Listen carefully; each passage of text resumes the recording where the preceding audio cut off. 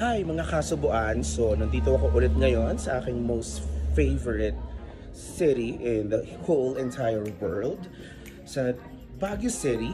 At andito ko syempre sa aking favorite transient, the DNG Transient. Now, just to prove to you, last time I did a video wherein sabi ko 8 to 10 minutes walk lang from 7-Eleven to Burnham Park. And again, I'll do that. So from dito sa Transient, maglalakad ako to Burnham and bibilangan natin kung ilang minuto. So ipo-prove ko na 8 to 10 minutes walk lang from the DNG Transient to Burnham Park. Okay? Tapos bibili na rin ako ng bigas sa palengke para may bigas ako dito. Okay? So tara, let's go! Ayan, bago pala ako maglakad, syempre, I will show you yung 7-Eleven dito sa may the DNG Transient. So, kung dito kayo magsa-stay, just like what I mentioned in the past, many times in the past, hindi kayo mahihirapang makahanap ng pwede nyong kainin. Kasi nga, just below the Transient ay nandito ang 7-Eleven. Ayan. Paano ba? Hindi ko makita. Ayan yung 7-Eleven. Ayun yung the DNG Transient. Hey. So ayan, maglalakad na tayo. Actually, may nag-sweater ako kasi medyo malamig kanina tapos biglang umaraw. Pero napaka-unpredictable kasi ng weather dito. So, kanina medyo maaraw. Tapos kumulimlim. Tapos ngayon makulimlim na naman siya. Mamaya aaraw. So, hindi tayo sure. So, dapat meron tayong sweater at saka payong just in case. So, maglalakad na tayo from the DNG Transient dito sa may 7-Eleven magsa-start paakyat ng Burnham. Okay, so let's see, simulan natin ang paglalakad. Okay, so timer starts now. Ayan, 3 seconds. And ayan, nakikita nyo naman yung Transient is along the road or malapit sa kalsada. So napaka-accessible ng mga taxi, ng jeep, kung gusto nyo pumunta ng town. Pero dahil nga ipo-prove natin na 8 minutes to 10 minutes walk lang from the DNG Transient to Burnham, maglalakad tayo. So ayan, ito yung City Camp proper. Tapos yun yung paakyat ng Legarda. Tapos, Legarda, patawid tayo ng Legarda, tapos Otek Road, kung saan makikita natin ang Good Taste. Pagkatapos nun, Burnham na. O diba, ang lapit pa lang, hinihiga lang si Bading. Pataas kasi siya. 1 minute and 13 seconds.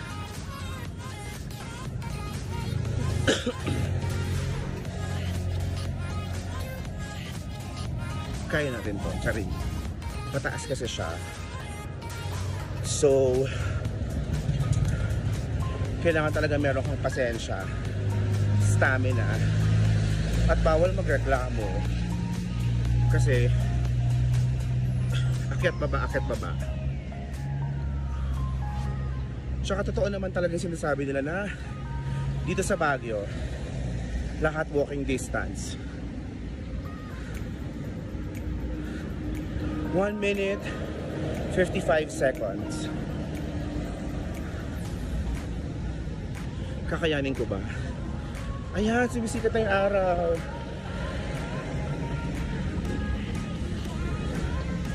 Kakayanin ba ni Bading ang maglakad hanggang Burnham? O tatawag na tayo ng taxi? Hindi. Kaya natin to. Susubo, pero hindi susuko. Char.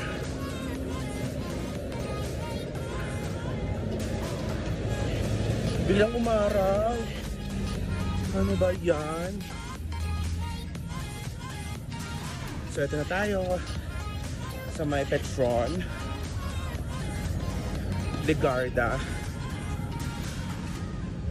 Road.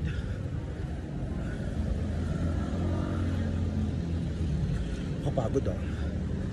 Tapos may Jollibee. 3 minutes. So ito na. Nasa Legarda na tayo. Ito ang Legarda Road. At may Mang Inasal. Hinihingal na si Bading. Kaya natin to.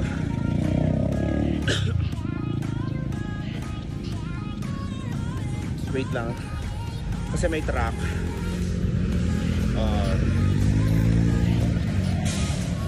Baka yan na ikamatay natin. Tatawid na tayo.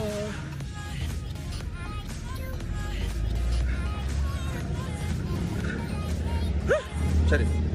Ayan, nakatawid na tayo sa Legarda. Nandito tayo sa Carino Street. Sabi tayo. At baka madyagadyan China na anes. So patawid na tayo ngayon ng Carino Street. Tapos tatawid ulit tayo ng isa pang street. Tapos Otek.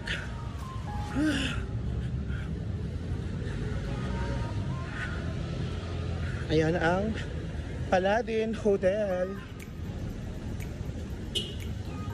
4 minutes and 35 seconds. Maganda ka pa ba? Charing.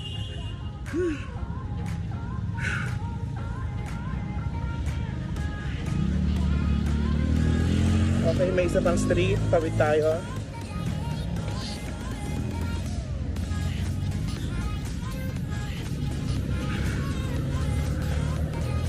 Five minutes.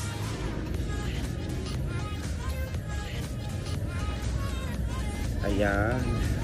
Malapit na ang Burnham. Si Burnham Park. May sizzling store. Ano ba yan? Basta sizzling.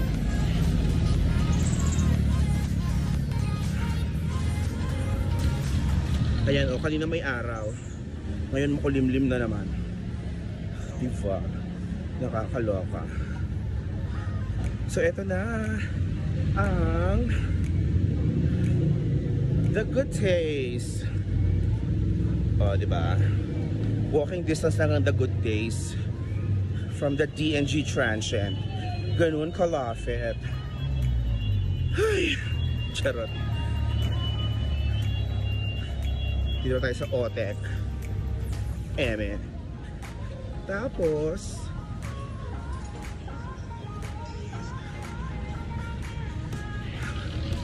ayan o, madami siyang pwedeng kainan. Diba? Ikaw gugutom dito.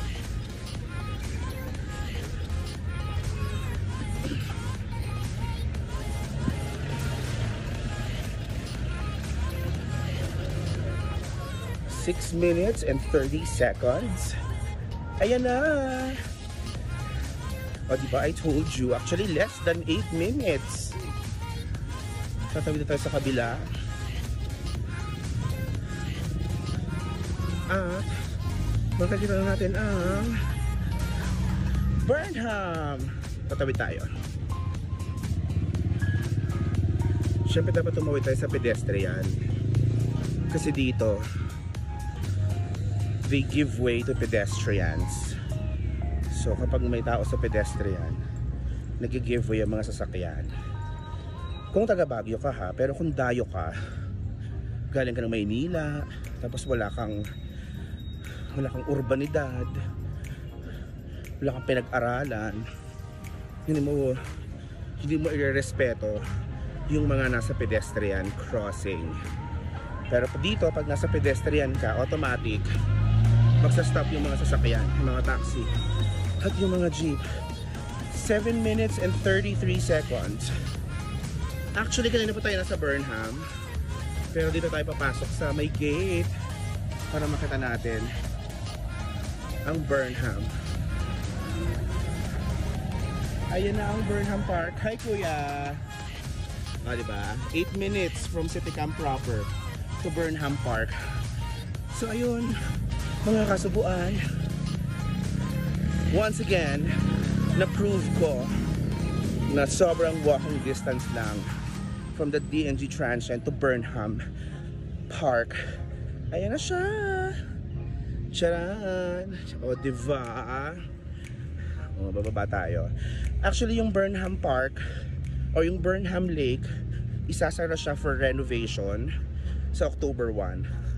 So, pumunta na ako ngayon bago siya isara kasi aayusin siya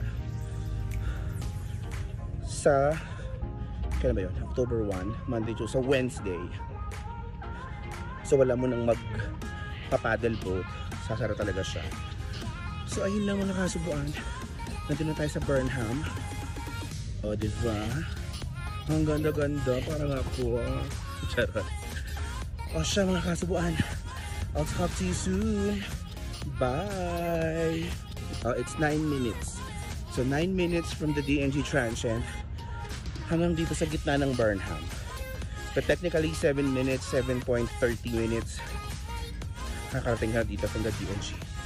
O siya, bye mga kasubuan.